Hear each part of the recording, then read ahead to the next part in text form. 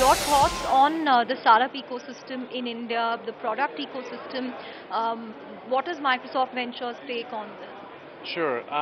Well, first let me say that Microsoft Ventures has startup accelerators all around the world.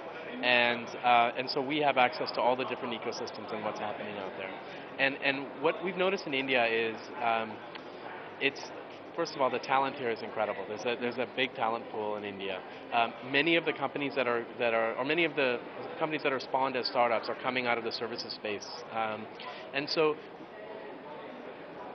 without sort of being too critical, I would say there's two things that I think need to be improved in India. I think the first thing is I would like to see companies bring in more design thinking into their mix.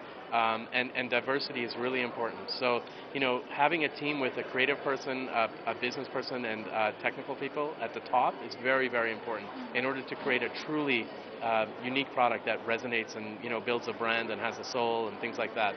That's one thing.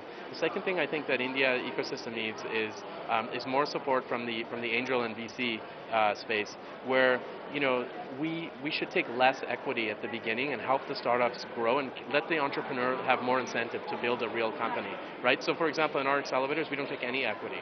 And I think that's important because what I found in India is most of the startups that I've seen, the entrepreneur ends up with very little equity by the time they get to Series A, which is not helpful. And I think the other thing that's really, really important in India that I would like to see more of is Indian startups need to focus on local problems, solving big local problems, because if they can do that and they can do it well, then we can help them scale. The problem that I've seen is many Indian startups are focusing on the US market, and that just seems backwards to me. It seems weird because they're not doing any customer validation and they're focusing on a market that they may or may not fully understand. To watch more, subscribe to youtube.com/etnowlive.